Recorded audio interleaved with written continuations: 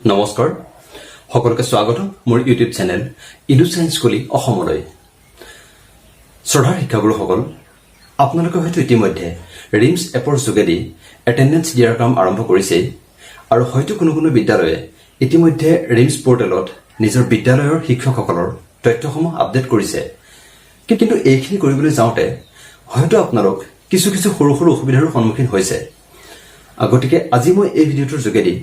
RIIMS portal আৰু app সম্পৰ্কীয় তিনিটা বিশেষ কথা আলোচনা কৰিবলৈ লৈছো আৰু আশা কৰো এই বিষয়বস্তু কেইটাই আপোনালোকক নিশ্চয় সহায় কৰিব বিষয়বস্তু কেইটা হ'ল যে যদি আপুনি RIIMSৰ পাছৱৰ্ড পাহৰি যায় তেতিয়া কি কৰিব দ্বিতীয়তে আপুনি RIIMS এপৰ যোগেদি কিদৰে লিভ এপ্লাই কৰিব আৰু তৃতীয়তে হ'ল যে RIIMS এপৰ যেটো ষ্টাফ এনৰোলমেন্ট লিষ্ট আছে তাতে যদি কিবা কাৰণত আপোনাৰ নামটো নাইকিয়া হৈ যায় তেতিয়া আপুনি কি কৰিব গতিকে এই বিষয়বস্তু কেইটা মই এতিয়া আপোনালোকক দেখাবলৈ চেষ্টা কৰিম আৰু তাৰ কাৰণে মই আপোনালোকক পুনে মোৰ মোবাইল স্ক্ৰীনলৈ লৈ যাব বিচাৰিছো আৰু তাতে মই এই কথাখিনি ষ্টেপ বাই ষ্টেপ দেখুৱাবলৈ যত্ন কৰিম গতিকে আহক পলম নকৰি আমি বিষয়বস্তু কেইটা চাই লওঁ গতিকে প্ৰথমে মই মোৰ RIIMS এপটো খুলি লৈছো ইয়াতে মই প্ৰথম সমস্যাটো আপোনালোকক কৈছিলো যে যদি আপুনি বিদ্যালয়ৰ RIIMSৰ পাছৱৰ্ড পাহৰি যায় তেতিয়া কি কৰিব অৰ্থাৎ ইয়াতে চাওক আপোনালোকে ইয়াত কোনো ফৰগট পাছৱৰ্ড অপচন নাই আপোনাৰ এপটো ফৰগট পাছৱৰ্ড নাই আৰু পোৰ্টেলতো ফৰগট পাছৱৰ্ড অপচনটো নাই গতিকে আপুনি পাছৱৰ্ড চেঞ্জ কৰিব পাৰিব কিন্তু যদি আপুনি পাছৱৰ্ডটো পাহৰি যায় তেনেহলে আপুনি ৰিসেট কৰিব নোৱাৰিব গতিকে এই ক্ষেত্ৰত আপুনি কি কৰিব আপুনি আপোনাৰ কনসাৰ্নড CRCC-ক জনাব আৰু CRCC-ক জনালে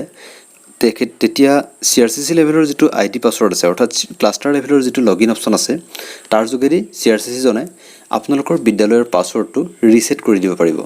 গতিকে মই ইয়াত আপোনাক RIIMS পোৰ্টেলত গৈ দেখুৱাই দিছো আৰু এই কামটো আপোনাৰ এপত কৰিব নোৱাৰে কাৰণ এপত আপোনাৰ কেৱল স্কুল লগইনে আছে ক্লাষ্টাৰ লগইন বা ব্লক লগইন নাথাকে কিন্তু পোৰ্টেলত আপোনাৰ ক্লাষ্টাৰ লগইন বা ব্লক লগইন থাকে গতিকে পোৰ্টেলত গৈ আপোনালোকৰ CRCC গৰাকীয়ে তেখেতৰ ক্লাষ্টাৰৰ পৰা আপোনালোকৰ বিদ্যালয়ৰ পাছৱৰ্ডটো ৰিসেট কৰি দিব পাৰিব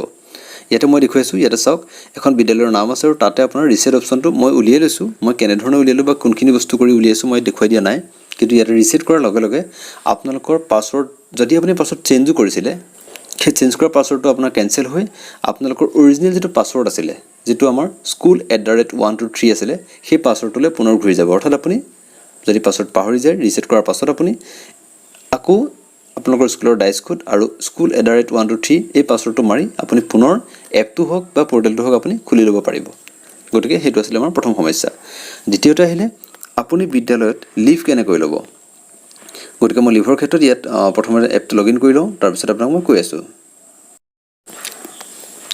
গতিকে মই প্ৰথমে RIIMS এপটো লগইন কৰি ললো লগইন কৰাৰ পাছত লিভ এপ্লাই কৰিবৰ কাৰণে আপোনালোকে এই কাষত দেখিছে আপোনালোকে লিভছ লিখা আছে তাতে ক্লিক কৰিব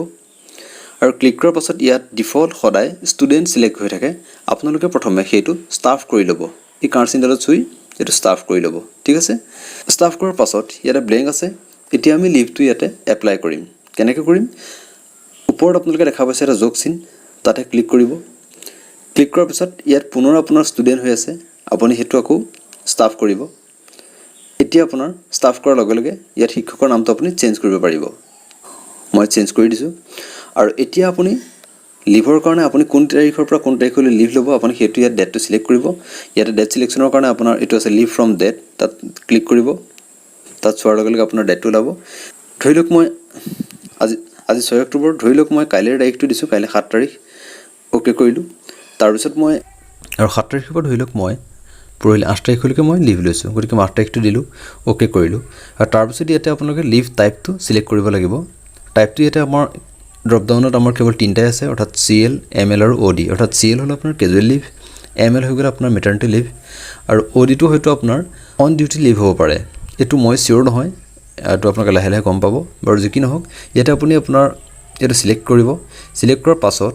তাতে ৰিজনটো লিখিব লাগিব তলত লিখাৰ পাছত তলত এটা অপচন আছে আপলোড ডকুমেন্ট বুলি যেটো অপচন আছে তাতে আপোনালোকে যদি ক্যামেৰাটো চুই দিয়াৰ লগে আপোনালোকৰ মোবাইলৰ মিডিয়াটো এক্সেছ কৰিব অৰ্থাৎ আপোনাৰ ক্যামেৰাটো অন হ'ব আপুনি প্ৰয়োজন হলে আপোনাৰ লিভৰ যিখন কাগজ সেইখন আপুনি ফটো মাৰি দিব পাৰিব বা প্ৰয়োজন সাপেক্ষে আপুনি ইতিমধ্যে ফটো মাৰি থোৱা এখন কাগজ আপোনাৰ গেলেৰীৰ পৰা আপুনি আপলোড কৰিব পাৰিব বা যদি আপোনাৰ মেডিকেল লিভ হয় তেনেহ'লে আপুনি সেই ক্ষেত্ৰত প্ৰেছক্ৰিপশ্যন আপলোড কৰিব পাৰিব বা যদি অন্য কোনো কিবা কাৰণ থাকে য'ত নেকি আপোনাৰ কোনো ভেলিড ডকুমেণ্ট নাই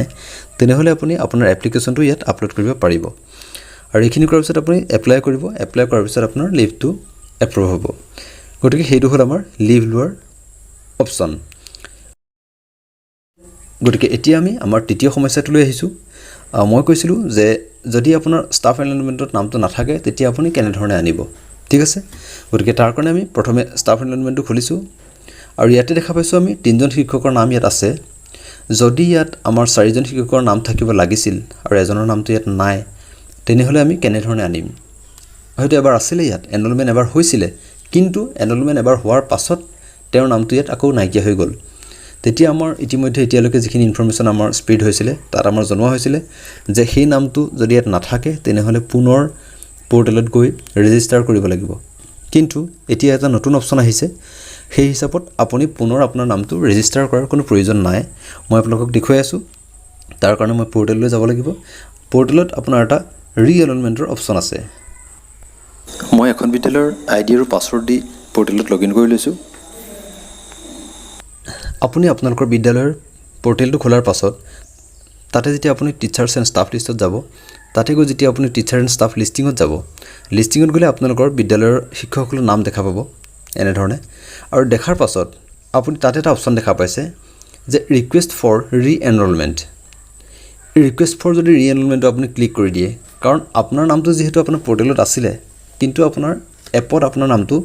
এনৰলমেণ্ট লিষ্টত নাইকিয়া হৈ গৈছে তেতিয়া আপুনি এই ৰিকুৱেষ্ট ফৰ ৰি-এনৰলমেণ্ট এই অপশ্যনটোৰ যদি এই ৰিকুৱেষ্ট অপশ্যনটো ক্লিক কৰি দিয়ে তেতিয়াহ'লে সেই নামটোৰ এগেইনষ্টত ৰি-এনৰলমেণ্টৰ কাৰণে এটা ৰিকুৱেষ্ট যাব